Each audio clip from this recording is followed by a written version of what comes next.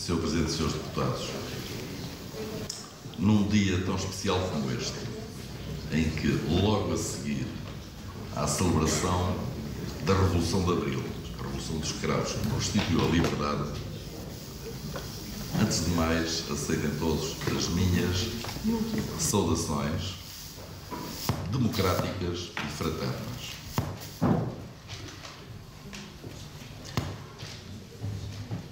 Preciso de registar que, do ponto de vista formal, o reporte que é meu dever apresentar à Assembleia Municipal foi entregue por escrito à Assembleia Municipal e, portanto, para economia de tempo, dou por conhecido. E por isso começarei pelo fim.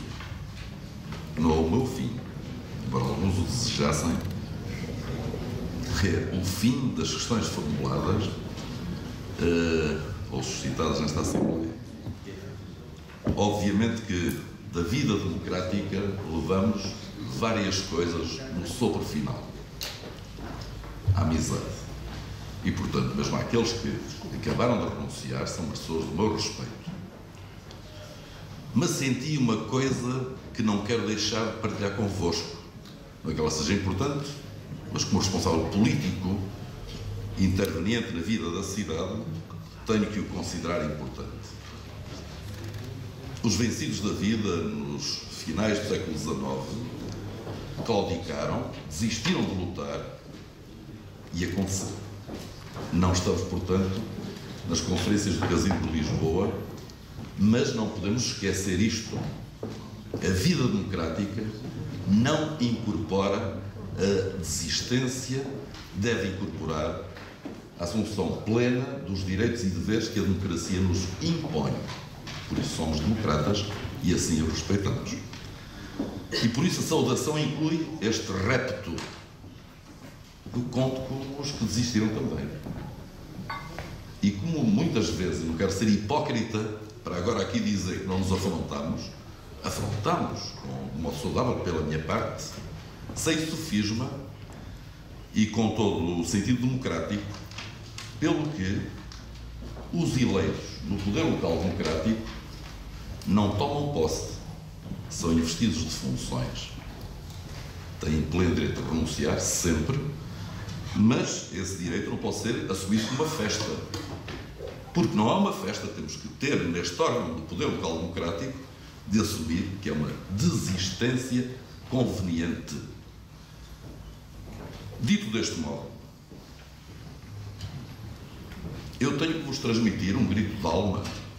Todos os dias acordo com um grito de alma, um sobressalto de esperança, que é meu dever, permitam-me que diga, meu, dos meus amigos e dos meus inimigos, meu, dos meus apoiantes e dos meus adversários, é meu dever todos os dias resistir, lutando, propondo, trabalhando, debatendo, sem desistir da trincheira de trabalho ou de combate, como se diria há algum tempo.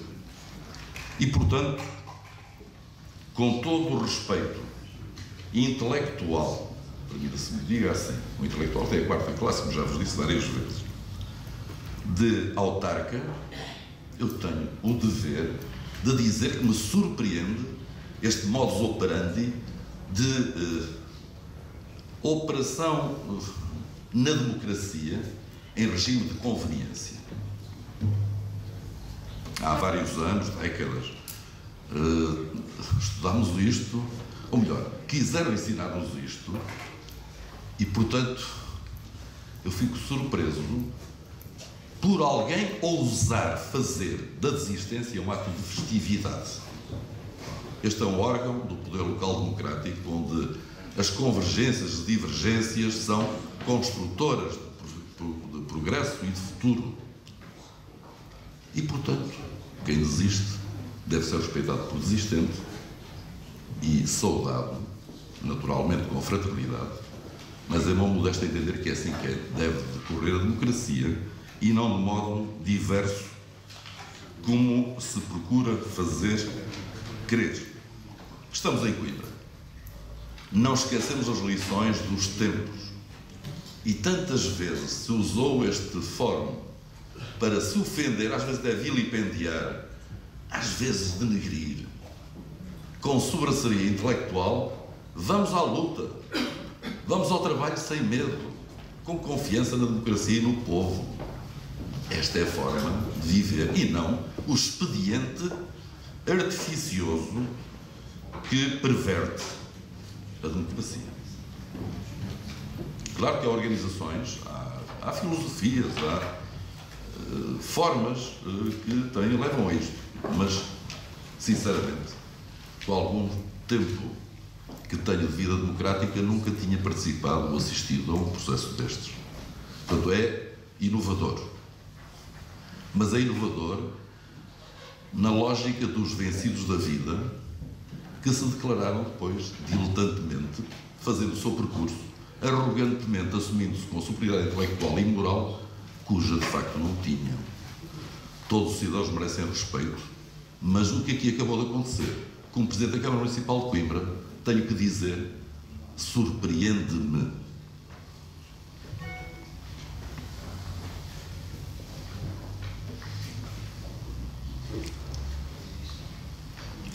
No período antes da ordem do dia foram referidas algumas coisas, a incluir para alguns dos desistentes, que eu estimulo que voltem. Negociatas para o Aldi, questões tão importantes como o desenvolvimento económico e social da nossa cidade. Coimbra vai, hoje, ao fim do dia, ser a cidade que vai receber a cerimónia de entrega dos Prémios Gazela 2016. O Prémios Gazela é um prémio instituído para que as empresas que mostram maior dinamismo, capacidade de gestão de riqueza, de emprego, de investimento e de resultados, e Coimbra duplicou num ano, é a maior empresa da região centro, não me surpreende isso, mas tenho que o afirmar, é o município da região centro que tem maior número de ganhos de resultados finais das empresas Gazela, graças ao trabalho dos nossos empresários de empresas de capacidade de iniciativa e de inovação e que agora demonstram e hoje, ao fim do dia, serão homenageados justamente por entidades diversas, segundo critérios adotados pela União Europeia. É relevante. E, portanto, quem pensa que Coimbra está a definhar, quem afirma que Coimbra está a definhar, ou anda noutra Coimbra cuja eu não conheço, eventualmente será Coimbriga, mas a Coimbra não é, porque esta Coimbra está viva, ativa, democrática e assumidamente promotora da cidadania. Esse é o esforço que nos anima. No período da ordem do dia fomos instados a pronunciarmos sobre a questão da Universidade de Coimbra, fundação ou outra entidade.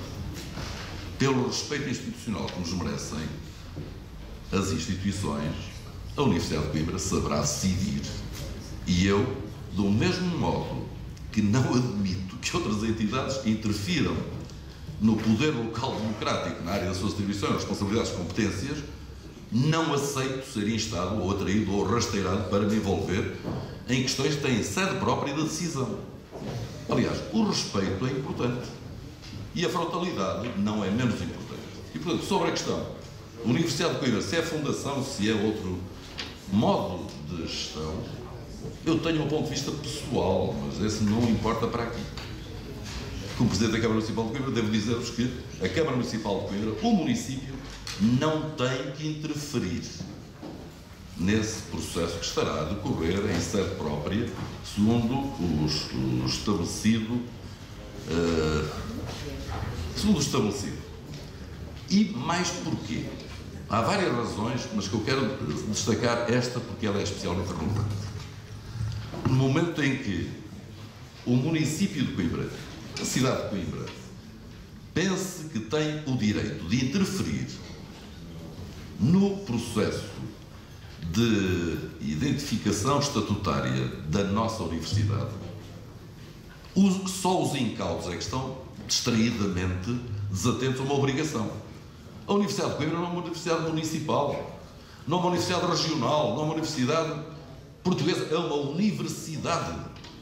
E, portanto, tenha-se em presença a definição da universidade e concluiremos que seria incauto da nossa parte ser indutores, redutores do Estatuto da Universidade a uma definição feita ao nível da Assembleia Municipal. Isso seria um equívoco, mais, seria absolutamente danoso para aqueles que consideram que a nossa universidade é universitas e que é, para além do município, para além do país, é uma universidade, e essa é a definição da universidade, por isso merece todo o respeito.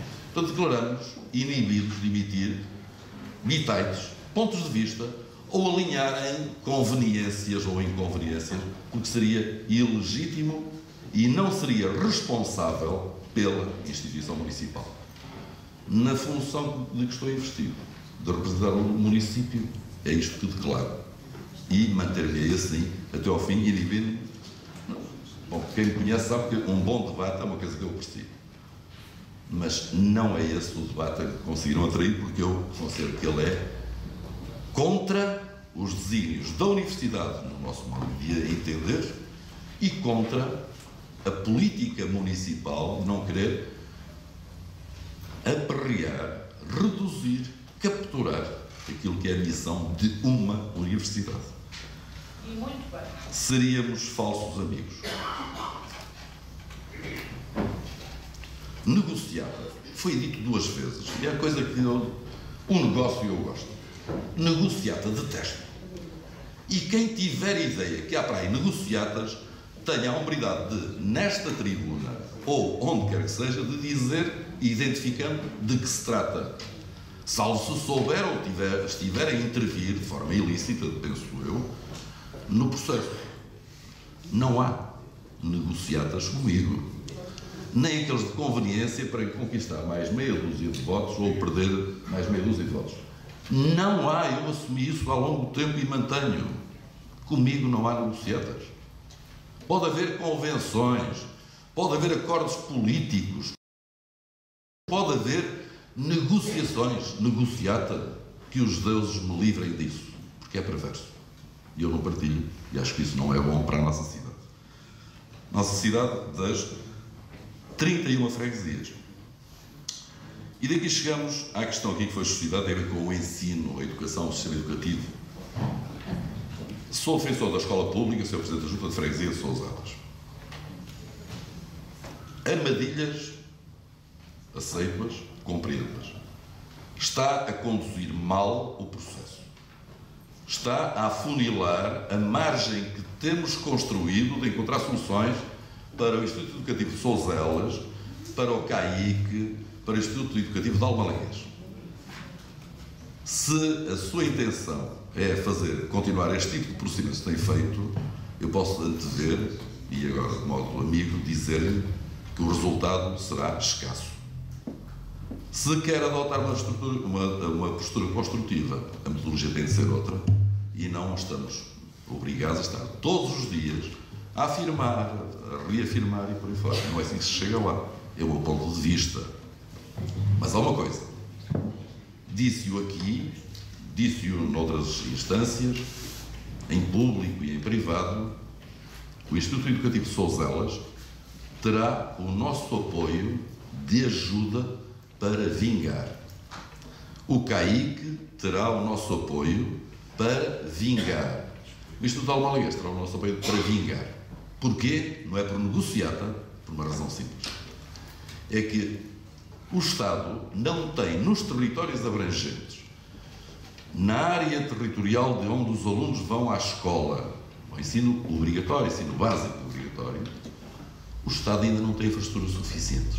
Esta é a razão. Que não haja equívocos. E enquanto isto acontecer, nós estamos empenhados, trabalhando nos sítios e nas instâncias próprias para manter este objetivo. Sem esquecer que a área territorial de proveniência dos alunos destas instituições é diversa, vai para além do município de Coimbra, vai de freguesias que estão fora do perímetro de influência definido para o efeito. Compreendendo isso tudo, a metodologia de trabalho que temos é esta e não é da arruaça, porque isso já não resolve nada. Há situações que estiveram quase resolvidas e depois, pela arruaça, deram mau resultado. Isto é, retraíram-se. É da vida, como diria alguém. Portanto, o Sr. Presidente da Junta de Freguesia de Louzelas, sugiro-lhe melhoria da estratégia de intervenção, porque tem sido pernicioso ao resultado que, na generalidade dos cidadãos, neste entendimento que eu referi, mais ajustamento, menos ajustamento, em defesa da escola pública, primeiro e sem prescindir disso, é o caminho que podemos seguir. Foi aqui referida a questão do Anel da Pedrulha. Eu acho que é uma questão mesmo. Poderia, aliás, ser criada uma comissão para analisar em detalhe as plantas, a memória descritiva, os projetos, os negócios, as negociatas, e aqui sim, e afirmo em público, com o rigor necessário e a exatidão da palavra, do Anel da Pedrulha. Não sei se os senhores deputados municipais sabem que o Anel da Pedrulha começa no arrolamento de acesso ao hospital pediátrico. Penso que todos sabemos isso. Ou não sei.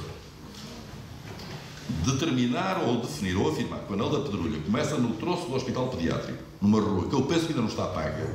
Dizem, pelo menos alguns credores, que alguém há de pagar, e alguém, eu continuo a pensar que os tribunais decidirão isso porque estão interessados no dossiê. Agora, dizerem-nos que o Anel da Pedrulha começa no hospital pediátrico é um bocadito de exagero. Digo eu. É assim que está definido. A não ser que tenha alguns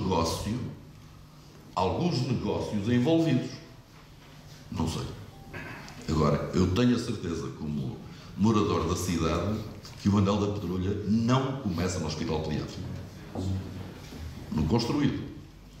E, portanto, é matéria relevante que merece ser estudada, analisada, cuidadosamente analisada e avaliadas as consequências daquilo que é referenciado de forma intensa como a importância do Anel da Pedrulha. O chamado Anel da Pedrulha serve para fazer especulação imobiliária e eu não apoio isso. O Anel da Pedrulha serve para fazer e proteger negócios graves e eu não alinho nisso. Porque não é insinuação, é uma afirmação, Sr. Presidente. Afirmação. O Anel da Pedrulha, o designado Anel da Pedrulha, é um conjunto de ordenamento do território que só protege determinado tipo de interesses imobiliários ou terratenentes na zona por onde passa. E tem nome. No Tribunal de Aveiro há um processo a decorrer que tem a ver com o Anel da Pedrulha. Várias instâncias estudam isso. E, portanto, como se vê no nosso plano de atividades, o Anel da Pedrulha não foi definido como prioritário. Não foi definido como prioritário. Mas uma vez que estou instado a pronunciar-me sobre, disse, e poderei informar mais, se consegue, isso será importante. Sobre uma questão que foi aqui suscitada e que é de enorme relevância, ou de grande relevância, e que o senhor líder parlamentar do Partido Socialista já o afirmou, mas eu quero reafirmá-lo aqui. Levantou-se, porque é uma realidade e uma necessidade evidente, a nível do país todo, a questão do novo aeroporto. Já houve várias modas, vários estudos, já houve gente que ficou milionária a estudar os estudos dos estudos para estudar mais não sei o quê. Nas mais diversas componentes cambiantes, incluindo a aeronáutica. O meu ponto de vista mantém-se o mesmo há 30 anos. A vantagem de ser idoso é esta. Há 30 anos. Ou mais, com o Primeiro-Ministro Mota Pinto e o Presidente da Câmara, Fernando Luís Mendes Silva. Desde aí tentámos transformar o aeroporto de Monte Real no aeroporto civil, utilizável pela aviação civil. Continua a ser o nosso entendimento. Só por memória. Depois houve a OTA,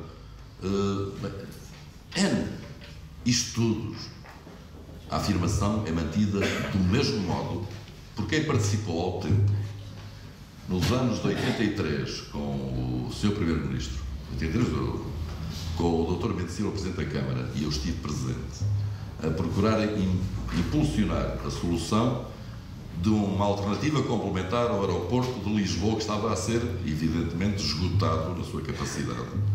E tentámos, e até ouvir, não é inconfidência, vou dizer, para não pôr as palavras do próprio, do Primeiro-Ministro ao tempo, não conseguimos, porque as resistências são enormes.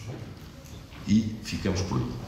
Mantenho que do interesse nacional, o novo aeroporto, a ampliação do aeroporto, a ampliação operacional do aeroporto de Lisboa, Humberto Delgado, e o de Pedras Rubras ou Sá Carneiro, a complementaridade está no centro do país e a solução é Monte Real. Imaginava que era sabido, que eu tinha dito na Assembleia, eventualmente esqueci, porque há sempre muitas coisas a tratar e algumas podem escapar. Tive uma reunião com o chefe de Estado-Maior da Força Aérea, que manifestou toda a abertura para essa solução, obviamente como chefe militar do setor, informou-nos que, para a Força Aérea, essa questão não era impeditiva, não havia nenhum óbice, desde que, em termos operacionais, fossem criadas condições alternativas para as operações, incluindo NATO e outras, serem feitas com eficácia, segundo as obrigações do Estado português, perante outras entidades nacionais estrangeiras. E, portanto, do ponto de vista do chefe de Estado-Maior da Força Aérea, não há nenhum óbice para que isso aconteça. Vai ser preciso renovar a pista. Fiquei a saber isso. Mas em Beja isso foi feito, custou, diria alguém, pipas de massa, e a capacidade operacional é escassa, para não dizer nula, e a rentabilidade é pouca, e a dívida já criada pela entidade que promoveu a criação do aeroporto de Beja está por pagar à Força Aérea Portuguesa, o que não é digno. E, portanto, não queremos que isso se repita. De acompanharmos em reuniões, sempre que necessário, em contactos sempre que necessário, procurando estimular aquilo que emiti como mensagem, a solução aeroportuária do país neste momento, de modo equilibrado, de modo progressista, isto é, assegurar o desenvolvimento sustentável, por razões várias económicas, até do turismo religioso, ou incluindo disso sem ser oportunista ou aproveitador disso, a solução não será outra que não a utilização civil do aeroporto de Monte Real. Este é o devido a afirmar. E fazer isto sem espalhafato. Mas já que insistiram muito, é um bom modesto contributo para a partilha de informação que posso dar. Sr. Presidente e Srs. Deputados, foi aqui levantada uma outra questão e que é especialmente sensível e eu gostaria de não me esquecer de responder. Há várias que são importantes, mas aceitem que me atenha às mais imediatas, porque elas são urgentes.